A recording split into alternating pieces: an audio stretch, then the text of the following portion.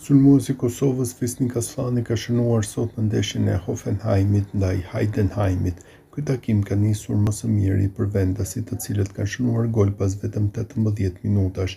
Është pikërisht ylli i Kosovës Aslani, i cili ka shënuar një gol të bukur nga distanca për epërsinë e ekipit të tij 1-0, duke mos i dhënë asnjë mundësi portierit shqiptar të mysafirëve Dian Taramaj.